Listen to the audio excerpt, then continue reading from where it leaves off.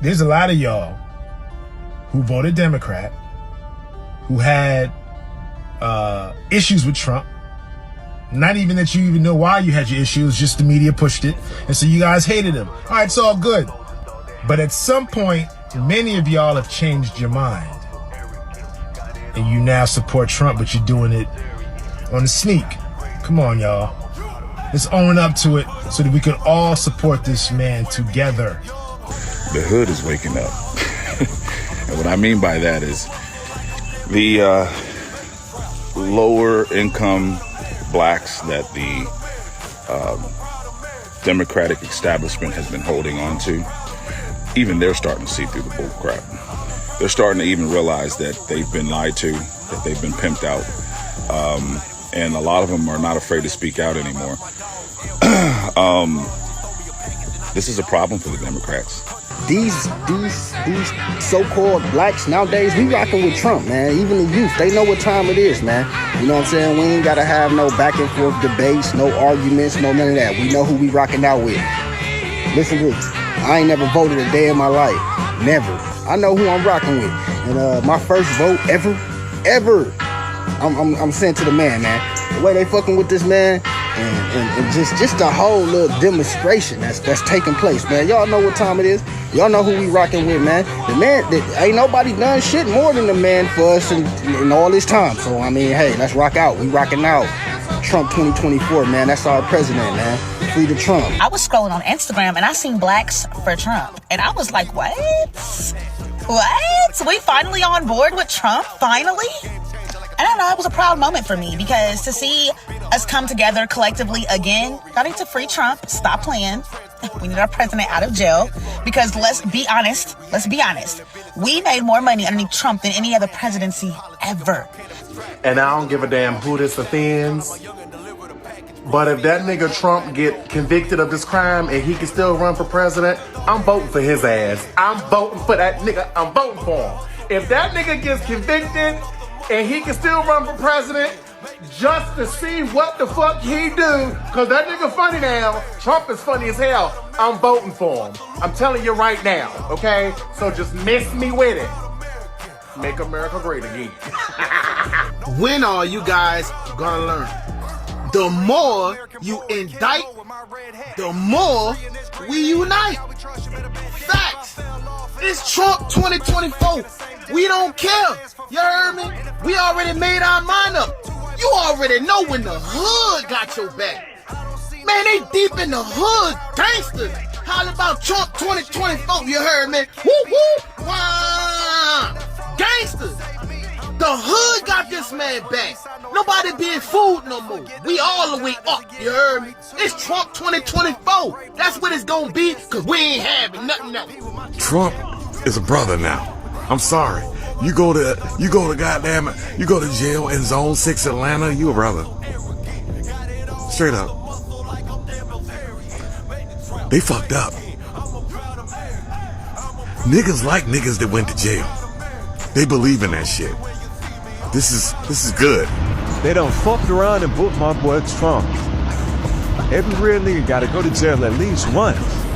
Every real nigga gotta go to jail at least one time in his life. They don't fuck around, dude. They don't fuck around, they gonna find out, dude. Cause how the fuck you gonna lock up Trump? And that nigga win 2024 election, you think that nigga ain't gonna double back? You think he ain't gonna spin the block? They y'all got life fucked up. You think Trump ain't gonna spin the block? But y'all don't fuck around. This nigga playing chess and I'm playing checkers. We fucking with Trump. We need him back. We need him back. Biden ain't do shit for us. Fuck you, Biden. I'm a proud American. In the land of the blind, the one-eyed man is king. In the time of censorship, non-compliance is key. From an undisclosed location in FEMA Region 10, it's your host, Joshua Michael. Welcome, folks, to this Thanksgiving special. Happy Thanksgiving to you. What a great day to be alive, isn't it? Watching all these major institutions, major media outlets, everybody cannot stop the train that is coming in the American spirit that's igniting all over the world. These guys are absolutely terrified. They are no longer in control of the narrative, and the narrative is the exact battle we all need to be fighting right now. And that's why as we sit around at this Thanksgiving table and we talk, and we all know we have those family members and people that are going to start talking about politics. What a great opportunity to let them know all of the good things that are coming, and the whole narrative is falling apart on every account. Whichever side of the fence that you're on, the main media narrative is falling apart. It's collapsing. These corporations cannot stop what the American spirit is doing. Let me give you an example with Bud Light. They are down billions and billions and billions of dollars. More than likely, none of you are drinking Bud Light around the table. But before we move on to the next clip I want to play, and this is going to be a really short show, but I just want to give thanks to all of you, all of my listeners, and all the supporters at Noncompliant America. You guys are the remnant. You guys are the believers in the American spirit and the American system. It takes a radicalized stance to really push and have true leadership. Even if nobody's around you, even if nobody agrees with you, just know you are on the right side of history, and the cavalry is coming. People are waking up so quickly and so heavily now that it's only a matter of time until we do see real victory. Even in the heart of the lion's den in the state of Oregon, in this captured state that we're in by communists, they cannot compete with the American system and the American spirit. And true capitalism cannot compete with communism, which is why they have to censor and deplatform and debunk and arrest opposition. Oh yes, it is happening. Oh yes, we will see that. It will get worse before it gets better, but just know there's nothing that they can do at this point. The cat's out of the bag. People understand it. People see it. They're seeing it. It only takes a small percentage, but it's a large percentage now of people that get it.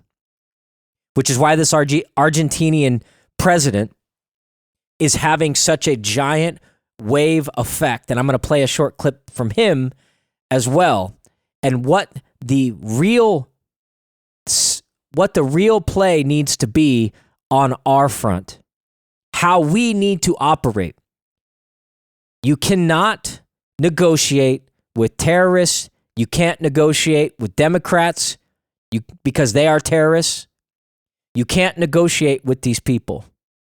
We have to just completely uproot them. Uproot them out of everything.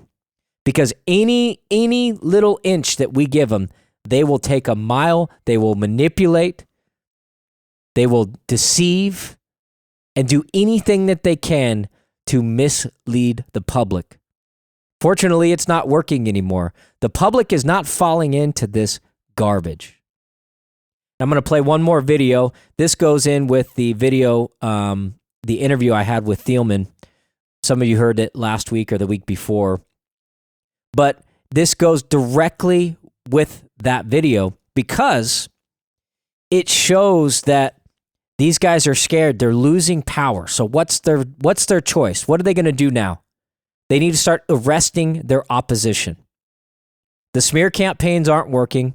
They're essentially a badge of honor for anybody that questions the election, questions the vaccine, questions anything, or has any type of dissenting view. Anybody says that, hey, Israel's committing genocide, oh my gosh, you're an anti-Semite. You need to be arrested. You need to be this. You need to be that. When they could potentially be doing that. So it's a war on logic, it's a war on our minds, and it's a war through the court of public opinion. But I will say, I'm thankful for the fact that we're winning. I'm thankful for all of you guys that are listening right now. Very important. It's very important you spread this message. You give it to anybody and everybody that you can, and understand it is us that are in the battlefield, in the battle space. It's all of us that are now participants. There's no more sidelines. But I'm going to play this short little clip about U.S. Marshals and what they're doing for the day of travel today on Thanksgiving, what's actually happening with them right now. Take a listen. How many air marshals are on planes right now, and how many do you think there should be to get to a safe level? Well, Carly, we're not flying right now. The only missions that we're doing are Quiet Skies missions, and those are missions that are following the January 2021 people. So we're either on the border for illegal immigrants, or we're following folks from January 2021. We're not doing our regular missions where we're out there looking for the bad guys. So right now on most flights, you're not going to have air marshals. What do you mean by that? You're following January 2021 people. What does that mean? That means our primary mission is a little group called Quiet Skies. It's a mission called Quiet Skies that we're following people that flew into the National Capital Region in January 2021. You did not have to go to the Capitol or the rally, and you've been put on a specific list that TSA now has assigned air marshals to follow these people who have not had any type of criminal investigation. They haven't committed a crime, but yet 3 years later, we're following the same individuals day in and day out. So you're saying that air marshals are now following people that were at the Capitol on January 6th, and they're not tracking terrorists at all? Well, they didn't even have to be at the Capitol, Carly. They could have just flown into the National Capital Region. So if anybody was there for a job interview, to visit family, we even had a gentleman that was there for a funeral. They put on this domestic terrorist list just because of their geographic location to Washington, D.C. So these people did not even commit a crime. They weren't even at the Capitol. What? Do those people know that they're on this list? Some of them do, because when they go to the airport, they get the quad S's on their boarding pass, and then they have to go through enhanced security. Then they're followed by teams of air marshals on any leg of flight that they have. So yes, a lot of them do know that they're being followed, yet they haven't been vetted and they have not committed a crime. And 3 years later, we're still doing the same duty, and we followed the same people over and over for 3 years who are no threat to this country. Oh my goodness. Okay, so if you are an average passenger on a plane, how concerned should you realistically be? I think you should be very concerned. When you're boarding the aircraft, you need to look around to see who you might be able to ask to help you, like a good Samaritan. All right, that's enough of that. But we see the tea leaves. They're not giving up on this January 6th thing, even though they've lost the narrative, even though that the tapes have all been released. They should all be finished, released here in the next week or so.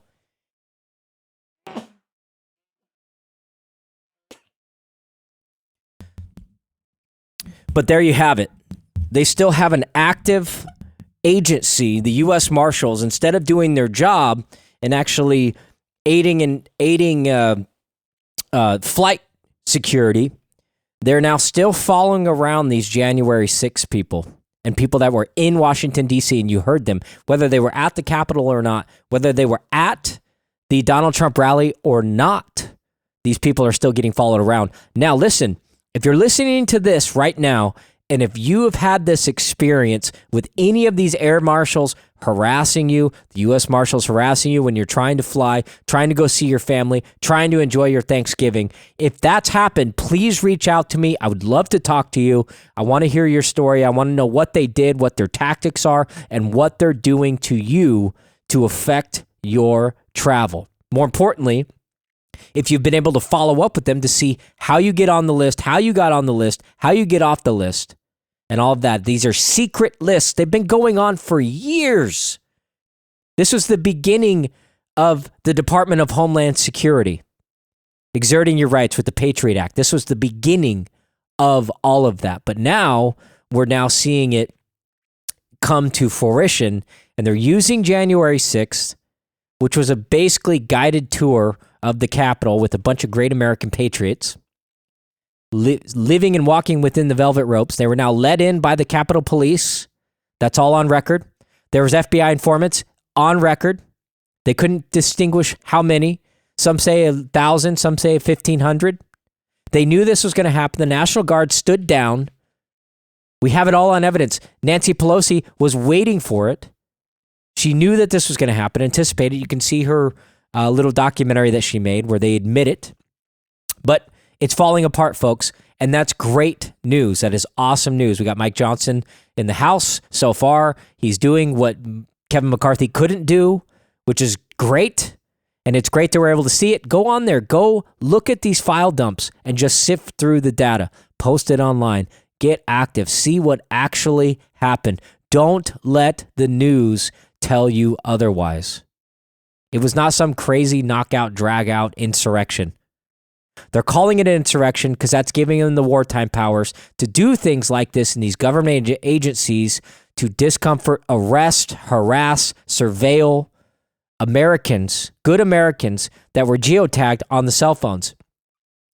Now, let me just remind you, this is why cell phones have become such a prominent thing, because they're using it nefariously to track, control, and trace you. If we don't have a cell phone, if you leave your house today without a cell phone, they can't track, control, and trace you as easily. We are so sucked onto these things from the hip that's where the danger is. That's the real Trojan horse. This is the real weapon of mass destruction. Weapon of mass information, weapon of mass disinformation is the cell phone. They can't control you if we start rejecting it. That's why I say practice. I would leave your house today without it. Put it down, put it away. Take some time, rediscover humanity, rediscover nature, rediscover your family. Love and enjoy this time.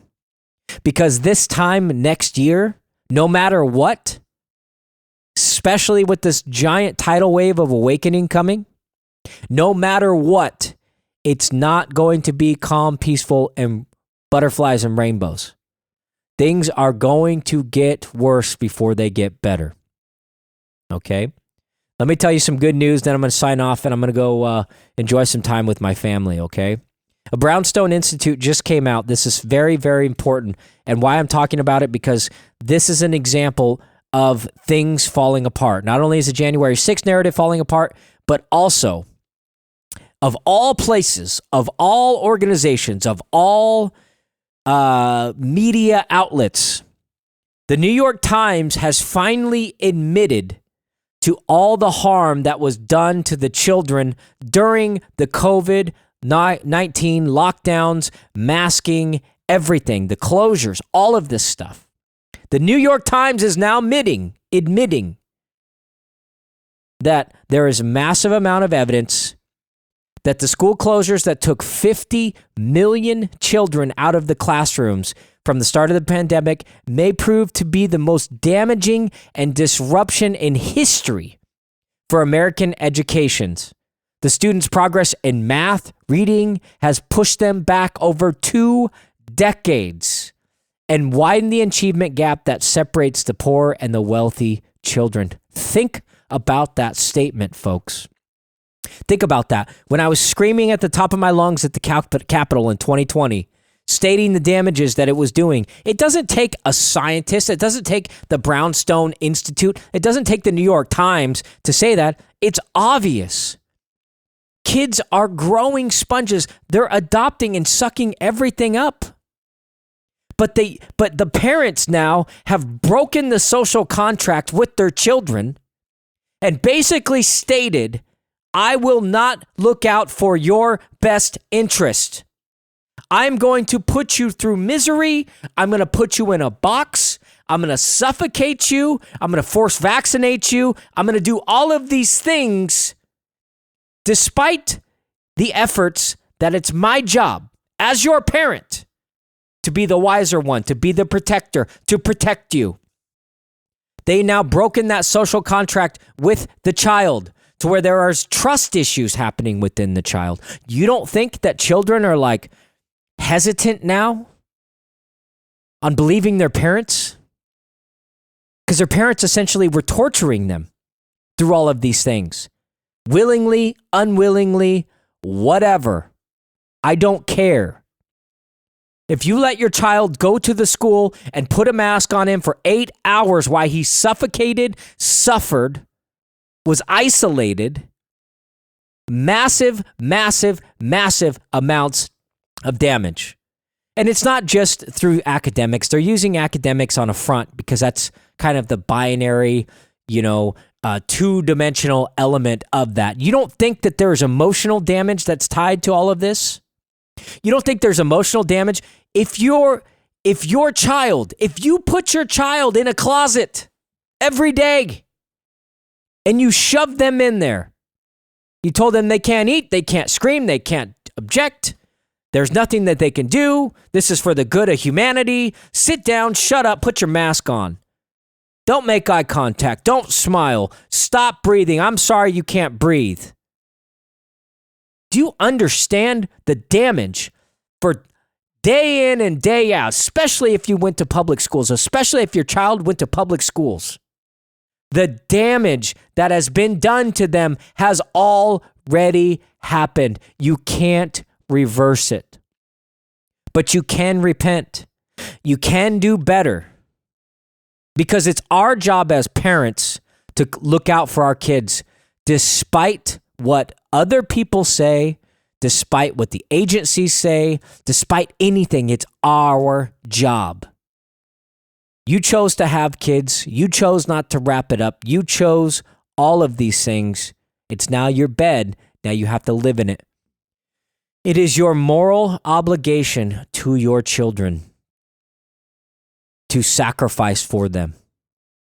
You now live for them. They need to have a life. They need to have an opportunity. And they have hardships ahead of them. But it's our job to mitigate those hardships despite where the attacks are coming from. They can come from all over. They can come from the court systems. They can come from CPS. They can come from DHS. They can come from law enforcement. They can come from family members. They can come from anywhere.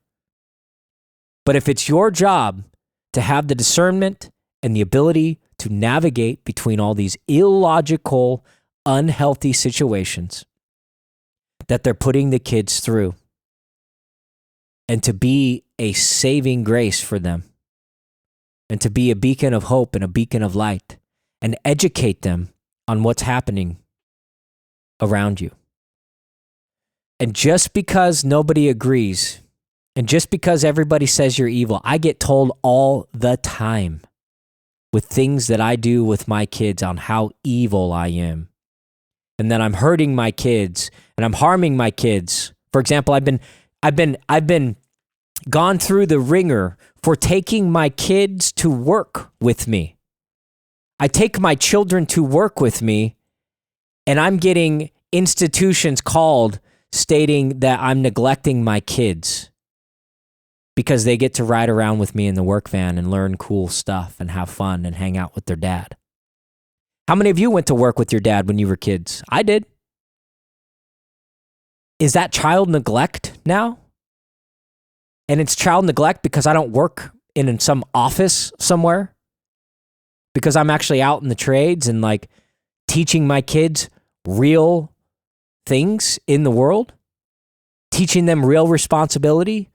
Showing them you don't have to like work behind a cubicle to have a job. You can make money doing this. I think those are extremely valuable lessons. And it's not up to the education systems entirely. This is one of the failures, but there's also a great element to this. This is what has awoken all the moms that have been in the uproar, fighting back against the schools, getting elected in the school boards and everything else. There's kind of a double-edged sword to this in the sense that it's woken a lot of people up, but it's also expressed the importance and the failures of the education system in its entirety. The education system is not your child's parent. It is not the obligation of the school to teach your child everything that they need to know about life. It's your job as the parent. And if you're getting off work, you're going home, you're turning on the TV, you're eating dinner, you're giving your child an iPad, you're losing. You're losing that child completely to a system that wants to induct your child into this digital space and disconnect them from reality to where they don't know what real love is. They don't know that their parents care about them. They don't ever talk to their parents. But that education system, which is corrupt and dysfunctional, and teaching transgenderism and how to be a puppy and how to be a cat and all these furries walking around with litter boxes in the classrooms and all this garbage. That's what's going to be teaching your child if you can't counter that. But more importantly, the little time that you do have in the evening with your children, read to them, talk to them, have them do stuff together, work on projects together, get them involved with your life. You are the ultimate educator. I don't care if you have a college degree. I don't care if you have a school diploma. I don't care if you've dropped out of high school when you were in 8th grade. That doesn't matter. That doesn't determine you. That doesn't determine your education level, despite what all the liberalism and garbage that's been funneled down your throats stating that you're not worthy if you don't have a college education. Look at what the college educations are doing now to people. They're socially inoculating them and handicapping these kids. Once they get out of college, they don't know anything about life. They were told, hey, I'm going to get a $150,000 a year job now. I got a degree. The government paid for it. Yeah, I'm bankrupt. Yeah, I don't have any money. I have no skills. I have no people skills. I'm always out looking for a handout because I've been getting a handout for 13 years of my life. If you do that, eventually these people aren't going to know how to help themselves. So they're having a hard reality, which is then pushing them right into the hands of socialism because they don't want to work. They don't want to accomplish anything. They don't want to have any type of real sacrifice because they've never had to. They've been able to squeak and squawk like a little birdie. And then the mama bear, AKA the state, AKA the media, AKA the social programs, comes by and puts a little worm in their mouth and then they're good. They've never had to work for anything. So they have these social degenerates that have gone through college, that have all these worthless degrees. They can't find a job because they have no skills. They don't know what it's like to work. They need to take a break every 2 hours for 10 minutes or 15 minutes. They need their safe spaces and safe words and safe programs and protocols. And they can't go up a ladder more than 3 steps because they might fall off and it'd be unreal because they have no balance. They have no anything. So they have no skills. So don't tell me that a college education is the end all be all. It doesn't mean anything anymore. It doesn't mean anything. The social institutions have destroyed most of these college programs. Now you're getting a massive decline in kids getting into the trades, getting into things that actually matter. If you fix light bulbs and you can build a house and you do all of these things, you have value. People want that. People need that.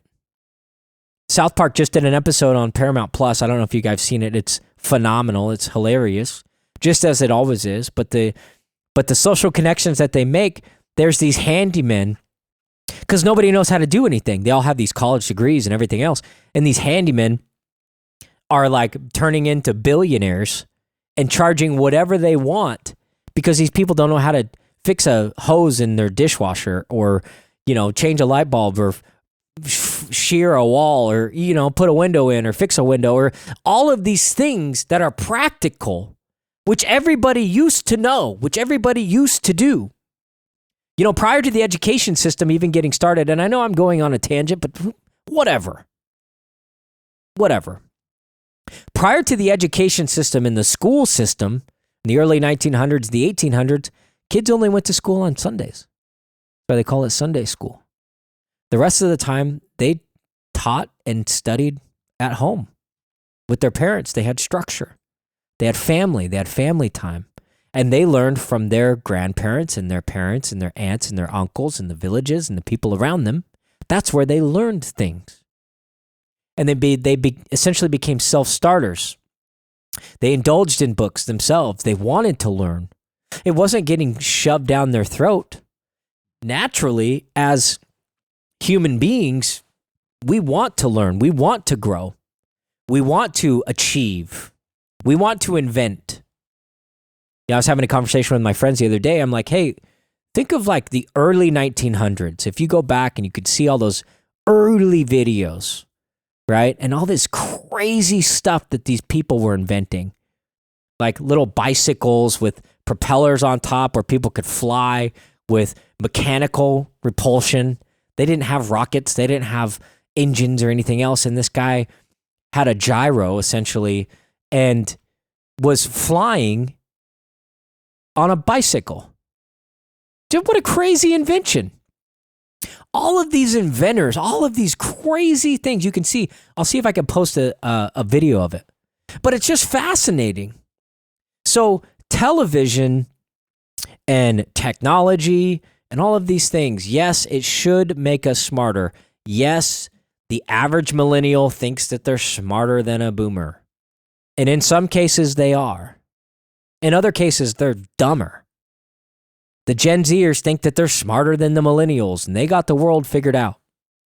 When most Gen Zers that I meet are low energy, no motivation, they sit on their phone all day, they think they got the world figured out. They sit back and make their Gen Z parents, or Gen X parents, do all the work for them. I even, over the summer, I saw this kid. He was probably 12 years old. And I don't know if that makes him a Gen Zer or not. 12 years old. We're out on the boat, hanging out. And he's like, Mom, put my shoes on for me.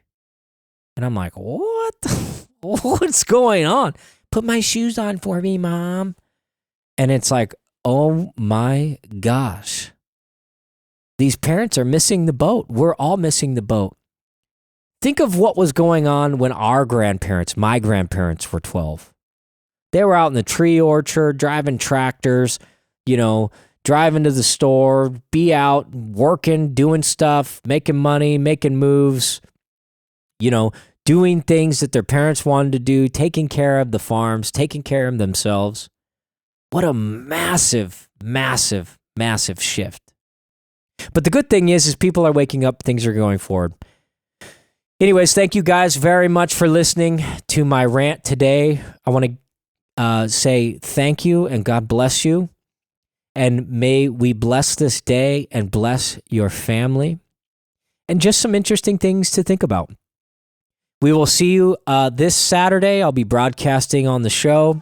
I want to be migrating my radio show to live, so I want to start doing call-ins. I want to hear from you.